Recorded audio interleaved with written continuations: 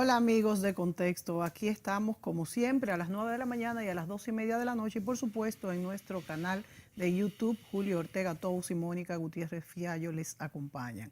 Hoy hemos escogido volver sobre el tema de Venezuela por la cercanía de las elecciones que tanto nos preocupan por todo lo que conlleva una elección del mandatario de un país como Venezuela, tan cercano a nosotros, que van a ser el 20 de mayo, primero eran para el 30 de abril, ahora se han pospuesto para el 20 de mayo. Sin embargo, todavía hay mucha controversia respecto a la celebración de estas elecciones. La oposición, la parte más importante de la oposición se ha retirado y nos preocupa a todos que realmente se elija pues el candidato que la mayoría quiere y que realmente pueda haber paz en Venezuela, porque es una nación muy cercana, muy relacionada y con la que nos sentimos muy identificados todos nosotros los dominicanos. Para hablar de este tema tenemos una voz muy autorizada en el país porque es venezolano y es el embajador de Venezuela en la República Dominicana desde hace 2 años, el señor Eli Uzcategui, Ali. Ali de Jesús Uzcategui, quien pues nos gusta siempre conversar con él para que nos diga su posición representando al gobierno actual de Venezuela.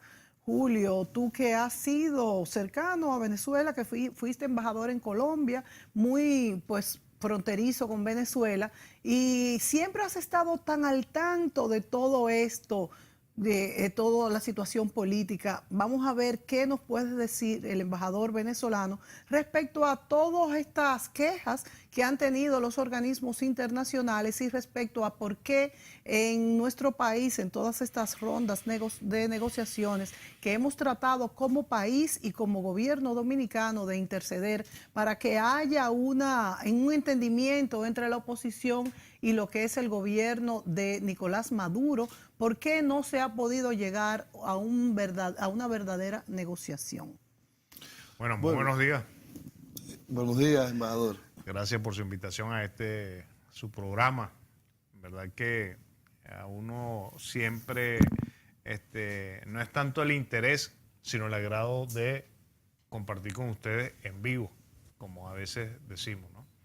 Y realmente con referente a las inquietudes que usted ha presentado en estos momentos, le podría decir que es la existencia de dos procesos políticos totalmente diferentes, que es el concepto dentro de un concepto capital y un concepto social. El capital como capitalismo y lo social como el socialismo. Entonces son dos conceptos totalmente diferentes, pero eso sí tienen algo en común, que es el soporte económico. Sin un buen soporte económico, ni el capital puede desarrollar, ni el socialismo puede surgir. Así que en verdad que estaremos siempre en la contienda política en función de desarrollar un sistema capitalista o desarrollar un sistema socialista. Sí, embajador, desde el advenimiento del triunfo electoral en diciembre del 98, del expresidente Hugo Chávez, en Venezuela se comenzó a generar una polarización extrema. Habían sectores de la sociedad que todavía tienen incidencia allá, que no aceptaban, simple y llanamente que no aceptaban que habían perdido el poder y que el control de esa renta petrolera tan grande pasaba de las manos de un sector determinado a otro.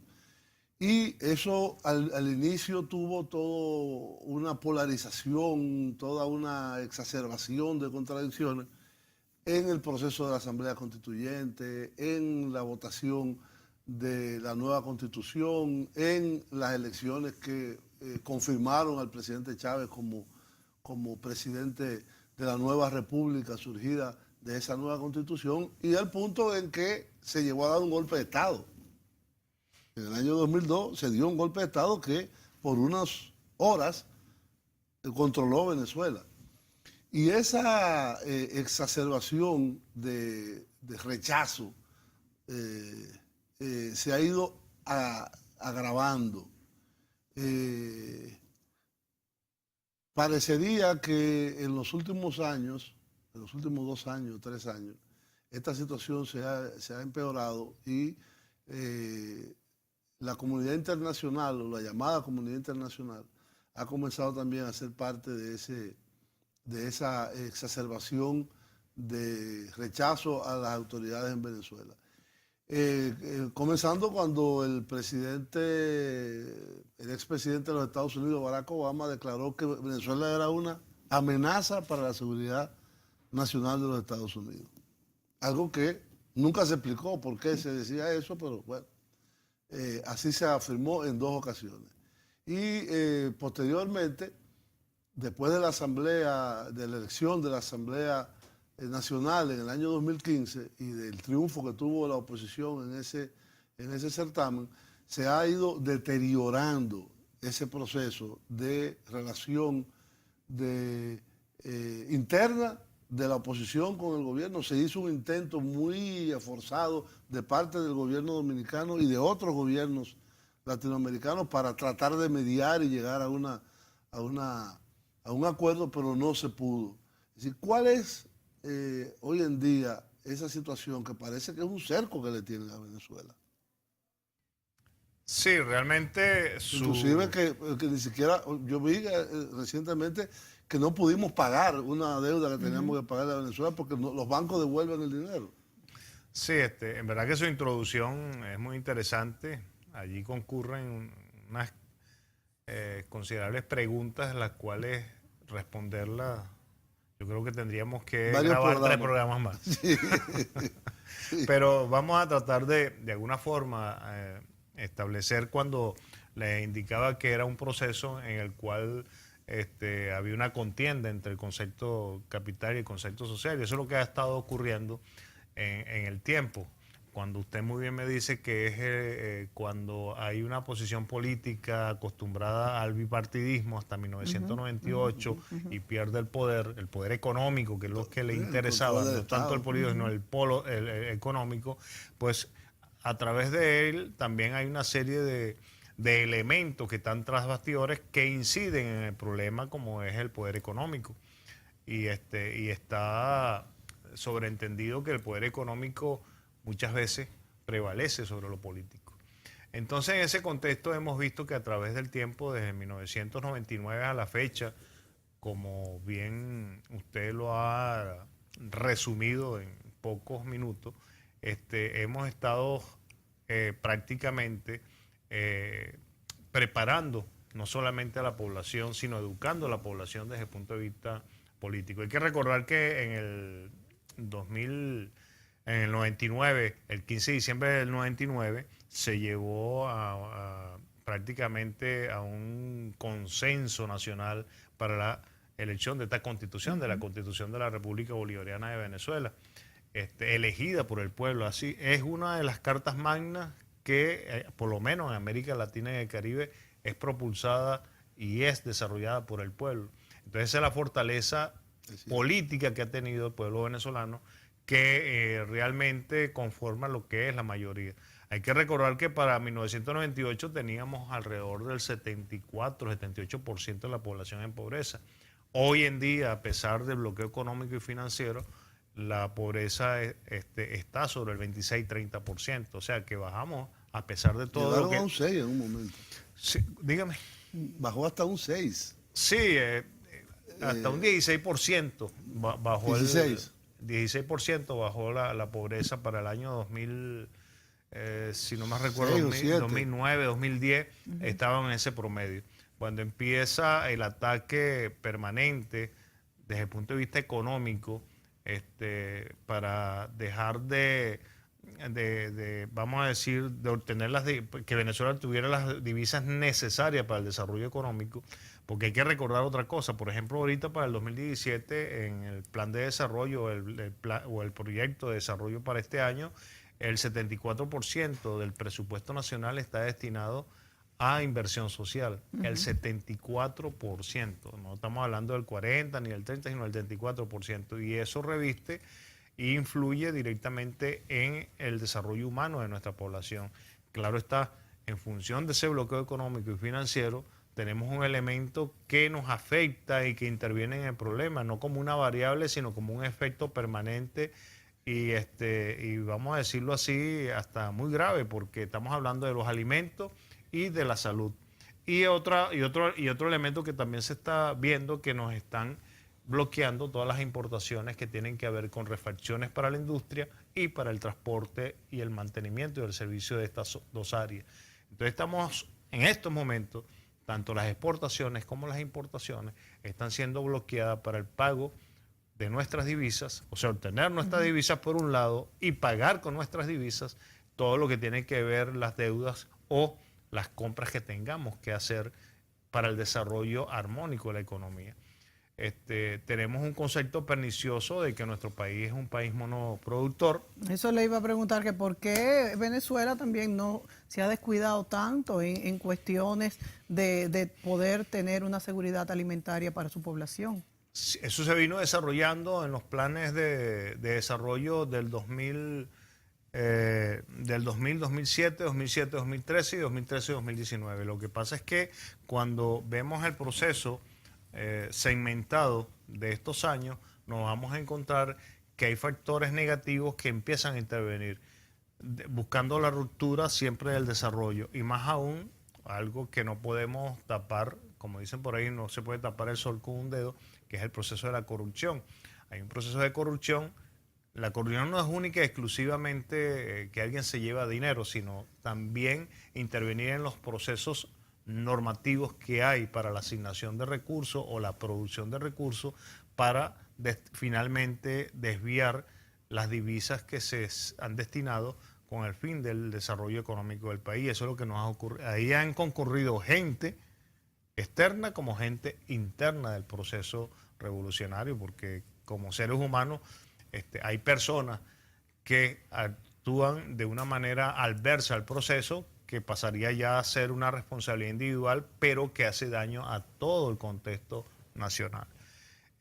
Bueno, en esa particularidad, cuando hablamos de el decreto de Obama en el 2015, el 5 de marzo del 2015, en donde declara a Venezuela prácticamente una amenaza inusual y extraordinaria. Sí. Y me recuerdo en estos momentos una expresión de la expresidente Cristina Kirchner, que decía: ¿cómo hace Venezuela una amenaza para Estados Unidos, siendo Estados Unidos la principal potencia militar del mundo? No vamos a colocar lo económico, que eso es otro tema hoy en día, ¿no? Con el tema económico y China, Estados Unidos y China, que está bastante difícil entre estos dos personajes. Pero lo que sí es cierto es que dentro de ese contexto se ha venido la posición encontrada que hay, que han tratado de ver que hay una polarización. La polarización, claro que existe. Hay vamos a decirlo, dos posiciones encontradas, que es el socialismo y el capitalismo, y entre ellos quienes los acompañan en los diferentes procesos. Pero también tenemos que ver que dentro de América Latina y el Caribe, así como resurgieron una serie de países o de gobiernos socialistas y progresistas, ha resurgido algunos elementos de derecha y de ultraderecha. Y estamos viendo cómo en acompañamiento con la hegemonía del norte están tratando, como usted hace un momento indicó, que han tratado de aislar a Venezuela de manera internacional. Y digo han tratado porque hay que recordar que actualmente Venezuela tiene la presidencia pro tempore del movimiento de los países no alineados, que son 135 países. Por lo tanto, si eso no indica algo, pues no estamos nada aislados. Aparte también del acompañamiento de países de América Latina y el Caribe que nos ayudan en el proceso de la política internacional. Embajador, nos tenemos que ir a la pausa. Sí, y cuando vengamos yo quisiera también saber si en Venezuela tanta urgencia de resolver tantas cosas importantes ha hecho que se deje de lado un poco un plan para vuelvo a insistir, para una seguridad alimentaria y una producción nacional. Nos vamos a la pausa, volvemos.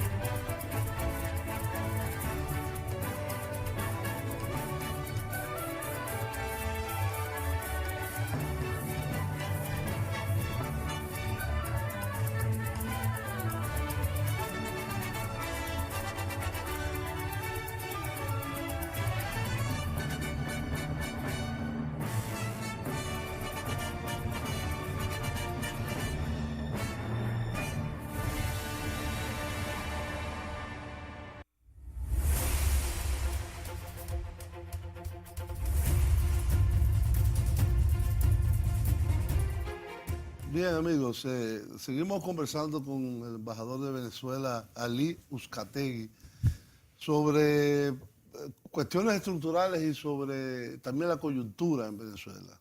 Tenemos unas elecciones que se trató de coordinar aquí en Santo Domingo durante varios meses un acuerdo entre la Mesa de Unidad Democrática de la oposición y el gobierno. Ya cuando parecía que estaba listo el acuerdo, se dejó no firmaron los representantes de la oposición, alegando que no había garantías, que no había acuerdos sobre fechas, etcétera, etcétera. Recuerdo muy bien las palabras no solo del presidente Danilo Medina, sino de el expresidente español José Luis Rodríguez Zapatero, que decía que no había otra alternativa, no hay otra. ¿Cuál es la otra? Es una guerra, Exacto. una invasión extranjera. La alternativa es un acuerdo para llegar a un proceso electoral pactado y con garantías. Inclusive se preveían la participación de organismos internacionales en garantizar estas elecciones y en supervisarlas. Hoy en día se van a hacer las elecciones, pero la mayoría de la oposición Se ha que retirado. está concentrada en la MUD, a pesar de que yo vi que COPEI está participando, el Partido Social Cristiano, Sí. el MAS también está participando, apoyando un candidato de oposición también, pero que no se han retirado absolutamente todas las manifestaciones de la oposición, pero lo ideal sería que todos participaran. Entonces, ¿cuál es la situación, diríamos, la coyuntura electoral ahora que preocupa mucho a la comunidad internacional? Y algunos, por ejemplo, vi que ayer, no sé qué país fue, que amplió también sanciones a funcionarios venezolanos. Sí, sí. Ya son muchos En la los Unión países que le han Europea puesto. creo que agregaron una lista más. Sí. Y la última más reciente, ningún país latinoamericano se había unido a eso. Y Panamá, supuestamente por lavado de activos, Panamá, vuelvo y repito, Panamá, el país de los papeles de Panamá, es el que entonces se suma a este coro de las sanciones, que nada más son los países desarrollados que la han tomado de Occidente. Sí,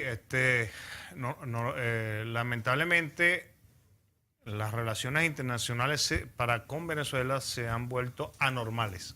Así es. Digo anormales porque primero quiero hacer referencia a un funcionario del Departamento de Estado días pasados, creo que fue antes de Semana Santa, la semana antes de Semana Santa, decía de que fueran los resultados que fuesen los que sean en Venezuela. Aunque pierda Maduro.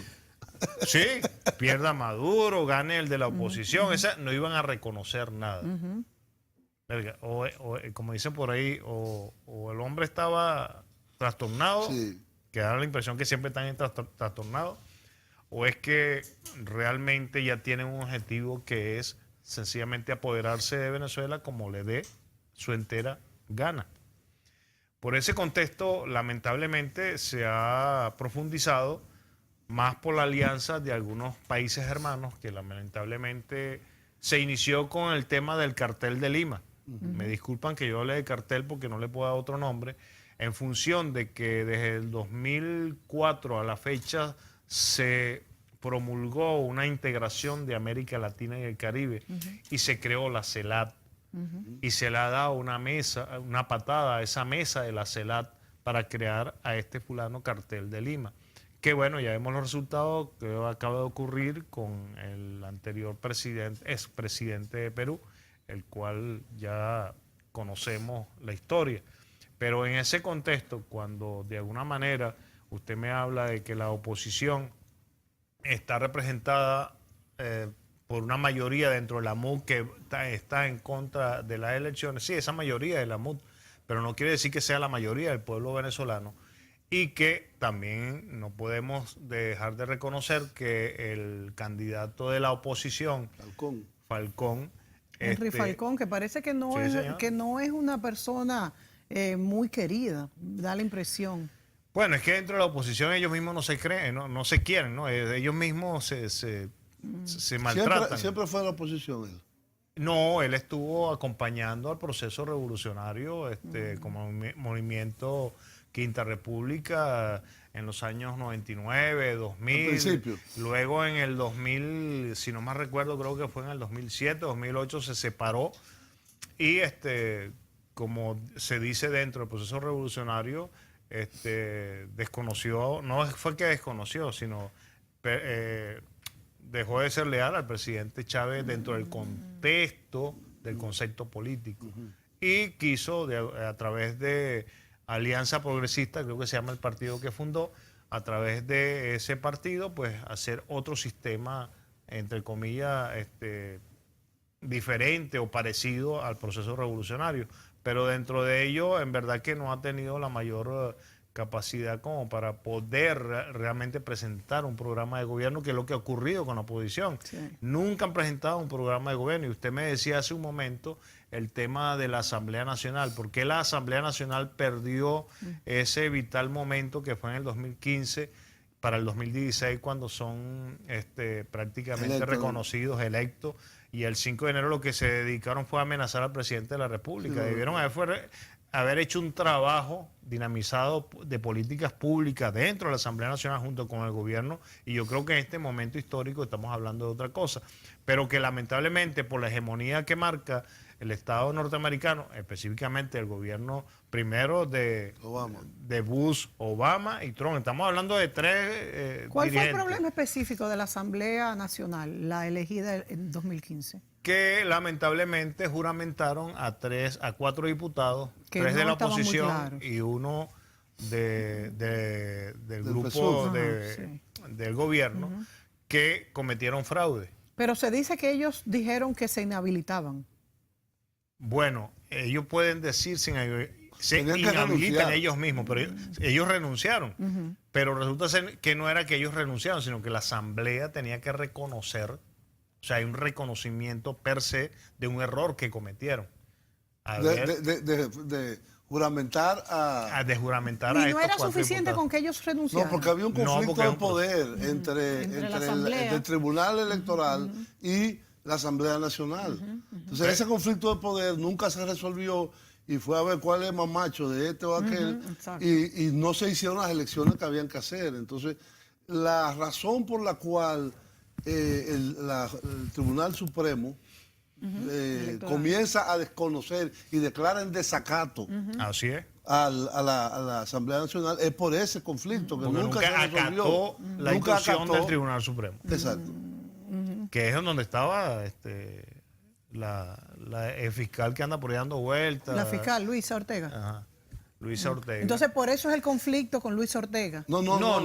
La Ortega es mucho más profundo. Porque Luisa Ortega era una aliada al gobierno de Chávez. La fiscal general. Todo el tiempo. Sí, así como unos aliados que estaban carcomiendo por debajo toda la base económica a través de alicientes a unos niveles de corrupción espantosos, a través de PDVSA, han salido una cosa tremendamente vulgares con referente al concepto no de burocracia, sino de corrupción. Una cosa es un proceso burocrático donde hay que cumplir una serie de normas, pero el proceso de corrupción ha sido profundamente el gobierno dañina. está propiciando un acuerdo de los candidatos, y tenemos un video sobre la firma de un acuerdo en el marco del Consejo Nacional Electoral que se realizó recientemente entre el presidente Maduro, Falcón y el tercer candidato, pastor evangélico Bertucci. Tenemos un video, por favor, si lo tienen preparado, para que podamos contextualizar cuál es la situación actual de este proceso electoral en Venezuela. Muy buenos días, es un gusto acompañarles durante esta media hora de Noticias Internacionales por Telesur. Soy Edison González.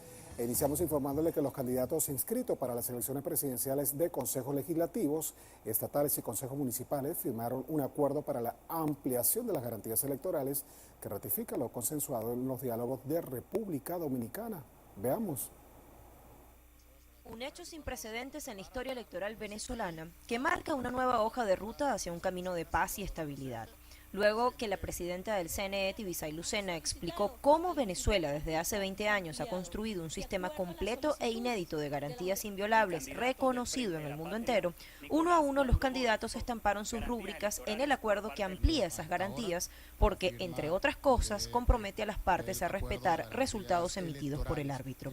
La primera en celebrar el hecho histórico fue la rectora Lucena.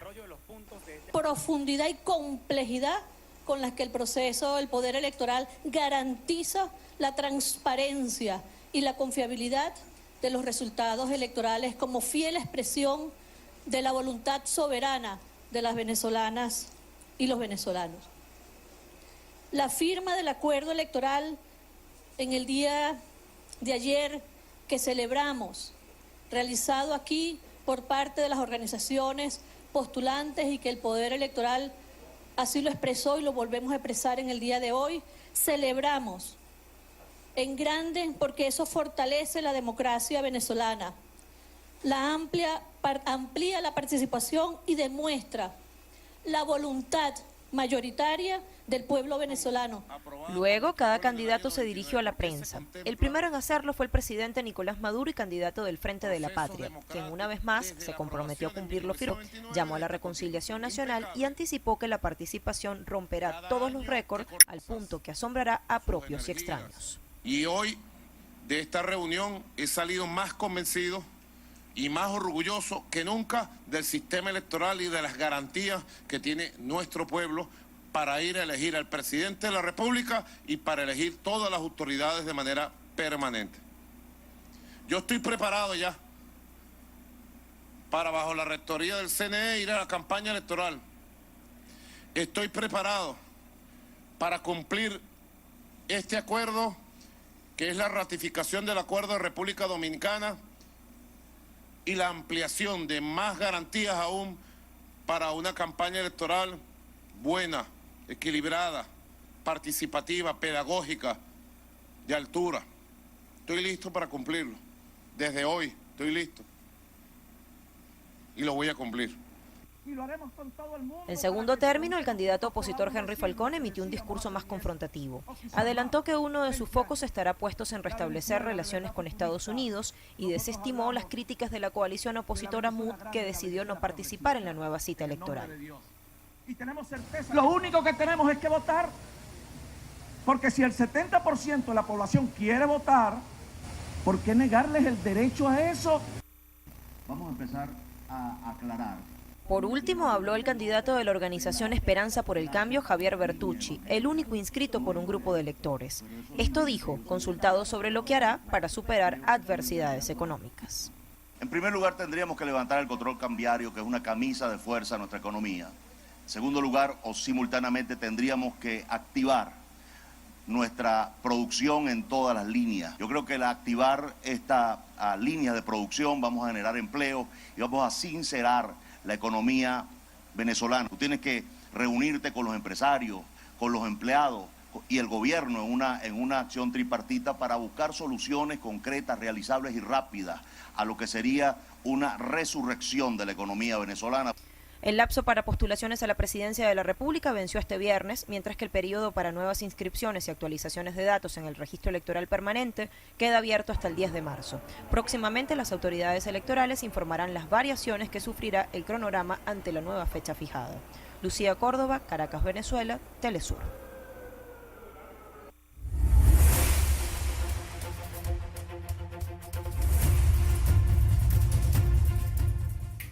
Muy bien, ahí veíamos ese reportaje de Telesur sobre el acuerdo de garantías electorales entre los candidatos que van a concurrir a las elecciones del próximo abril. Las elecciones son, no sé si son generales o son solo presidenciales. Nosotros le llamamos mega elecciones ahorita. O sea que son de todo. Sí, mega elecciones porque se está incluyendo las elecciones legislativas para la Asamblea. Para los consejos estadales y municipales. No la Asamblea Nacional. No, la Asamblea Nacional no. Hubo un momento en que se pensó Bueno, eso era una de las cosas que se exigía. Sí. ¿Por qué no se hace de la Asamblea Nacional ya para acabar Bueno, con porque esto? la oposición diría que lo están despojando de lo que ellos... Bueno, pero controlan. es que no está. La Asamblea Nacional no está ejerciendo sus funciones. Bueno, el hecho de que no esté haciendo sus funciones, pero no se puede dejar de decir que es un poder que está allí. Sí, Pues. La Asamblea Nacional está, Sí. que trabajen o no, y eso es problema de ellos. ¿no? Wow. Imagínate Estamos atados de en la manos. espiral que gracias a Dios que tenemos la Asamblea Nacional Constituyente, que salió adelante, y lo decían estos días, ¿no? Gracias a ello es que se restituyó la paz nuevamente y la democracia en Venezuela el año pasado. Pero sin embargo ha sido el mayor foco de tensión en Venezuela también. Yo creo que todo lo No, contrario, ha sido el de equilibrio. El foco de tensión inicial fue el conflicto Por eso. entre el Tribunal Supremo y la Asamblea Nacional. Y la no resolución de ese conflicto es que ha derivado en todos estos problemas. Pero tenemos que ver que todos los Inclusive organismos internacionales el están... adelanto electoral era algo pedido por la oposición. Sí, Era la oposición sí, que lo solicitaba. Más allá, yo recuerdo en los años anteriores al 2015 que la oposición lo que pedía era una asamblea constituyente. sí. Entonces, es un problema de que no hay una capacidad de ponerse ponerse de acuerdo. Sí. Y yo creo que la oportunidad más importante que se ha podido presentar, porque había voluntad de hacerlo, era aquí en Santo Domingo. Y falló. Entonces yo no le Entonces, veo la solución. No, pero a mí lo que más me extraña de todo esto, y lo dije en el programa que hicimos el otro día, es que el día que ya se tenía la certeza de que se iba a firmar, hubo una llamada de Bogotá, aquí, a la delegación de la MUD, momento en que se encontraba el señor Donald Trump allá, el presidente de los Estados Unidos, en el que ahí fue como una bomba nuclear que se tiró y que dijo, ya no hay más negociaciones. Sí, eso fue una de las intervenciones de nuestra querida amiga, y que realmente quería contestar, ¿no? Que es que el proceso de diálogo llevado acá en República Dominicana, primero se lo debemos al gobierno dominicano, a la gran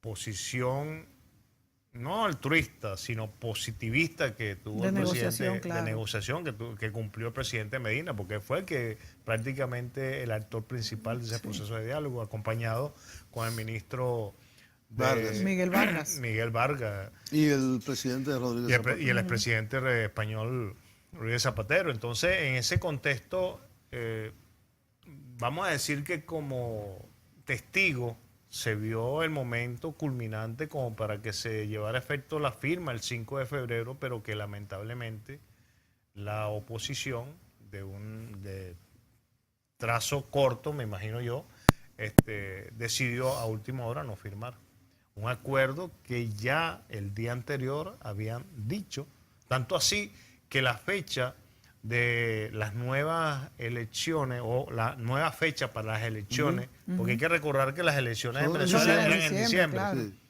Era en diciembre. Deberían ser en Sí. diciembre. Se trasladó para el 28 de abril por un pedido y por un acuerdo entre la oposición y el gobierno nacional. Y se trasladó, pues, y otros elementos que también de alguna manera intercedieron a un acuerdo, y se quedó que se firmaba al día siguiente. No solamente las elecciones, sino el mismo proceso de la transparente, la relación del CNE, etcétera, etcétera. ¿Qué ocurre? Que cuando ellos dejan de firmar el acuerdo, prácticamente hay una ruptura, pero por parte de la oposición. Por eso es que vemos que al día siguiente el presidente Nicolás Maduro, una copia de ese documento, lo firmó en Venezuela.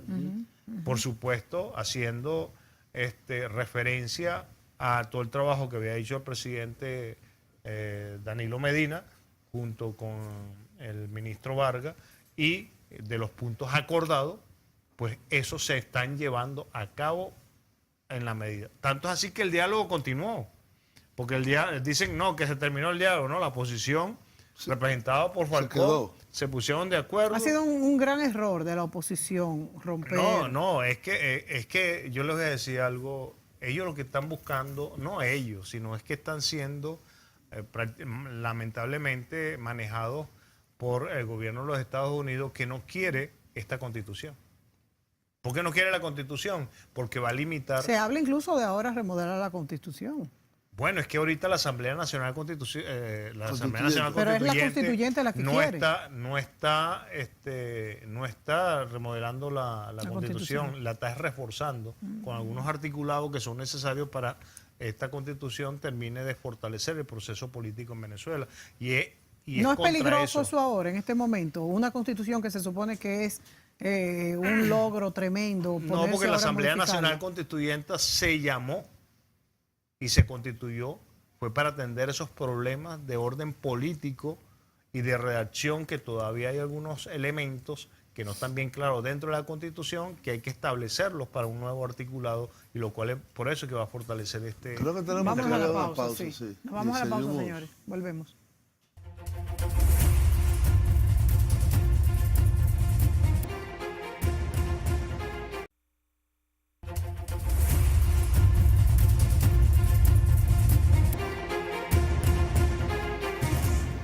Mire, Colombia es un país que yo conozco bastante bien porque vivía allá un tiempo. Y la relación entre Colombia y Venezuela es esencial. Colombia durante mucho tiempo ha jugado un papel en América Latina y en el norte de América Latina, el norte de Sudamérica, que hay que cuestionar. Sobre todo que en Colombia hay 7 bases militares americanas y nadie lo sabe. ¿Qué hacen 7 bases militares en Colombia? Están contribuyendo al proceso de paz. ¿El proceso de paz de dónde? De Colombia. Ah, el proceso de paz de Colombia. Además, hay un mercado negro de divisas muy pernicioso para la economía venezolana, independientemente de que yo esté de acuerdo o no con el manejo económico que se tenga en Venezuela.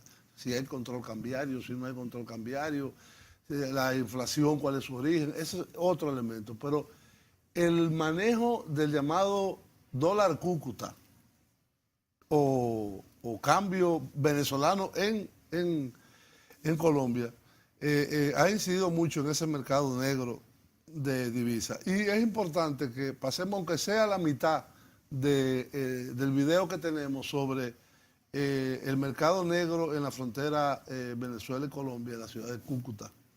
Adelante. Inician las informaciones. El presidente de Venezuela, Nicolás Maduro, anunció nuevas medidas económicas, entre ellas una reconversión monetaria que entrará en vigor el 4 de junio y que busca detener los ataques a la moneda venezolana desde Colombia. Para algunos analistas de oposición, la hiperinflación no está vinculada con esas acciones. Sin embargo, otra es la realidad que se desarrolla en la frontera. La historia la cuenta nuestra corresponsal Madeleine García. Es la zona rural de Cúcuta, la capital del norte de Santander. Es la cara del contrabando de combustible y todo tipo de productos que ingresan a Colombia por la frontera con Venezuela por los caminos ilegales. En estas motos, ¿no? El combustible es como el oro colombiano. Lamentablemente la economía colombiana pues, depende del combustible que se extrae de manera irregular de la República Bolivariana de Venezuela. Y es el causante pues, de las amenazas, de los señalamientos, desplazamientos, asesinatos y de la violencia política y social que se vive aquí en el territorio.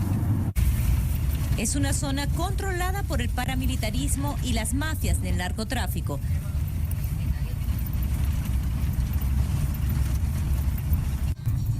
Hay una moto de la policía y no le hace nada. Es impresionante ver cómo transitan los contrabandistas ante la mirada inerte de la policía y el ejército colombiano. Y es que es una forma de vida, parte de la cotidianidad, que pareciera tejerse con una política del gobierno colombiano de no combatir el contrabando. ¿Tienen más? Esta escuela la han estado construyendo desde el 2011 y hasta ahora están empezando a construirla. El abandono institucional del gobierno colombiano hacia la frontera, en general a los municipios fronterizos, pero especialmente al área metropolitana de Cúcuta, ha llevado a que la economía de la ciudad y de la región se haya convertido en una economía parasitaria de la economía venezolana. Y aquí se hayan desarrollado por décadas prácticas ilegales legalizadas en territorio colombiano, como el contrabando de distinto tipo. Aquí lo ilegal se legaliza. Por ejemplo, gandolas esperan para cargar la gasolina venezolana y distribuirlas al interior del país. Cúcuta, de hace muchos años, es un gran centro de lavado de dinero ilegal. Esa economía subterránea que se desarrolla en Cúcuta, producto de dinero del narcotráfico. Narcotráfico que maneja una economía subterránea.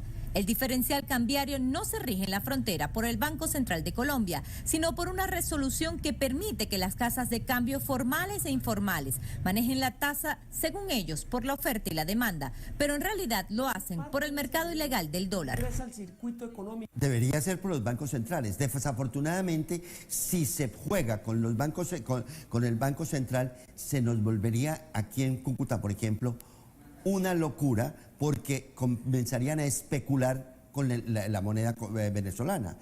¿Por qué especularían? Porque aquí comprarían dólares y los irían a venderlos a Venezuela. Pero esa es la fórmula que aplican contra Venezuela: especulación del dólar, devaluación del bolívar. En Colombia nace el llamado dólar Cúcuta o dólar paralelo. Mientras más empobrezcan la moneda venezolana, más tienen cómo pagar el contrabando. E incluso los billetes que escasean en Venezuela se ven por montañas en Cúcuta. Lo compran como cualquier mercancía a más del 100%, dependiendo de su denominación.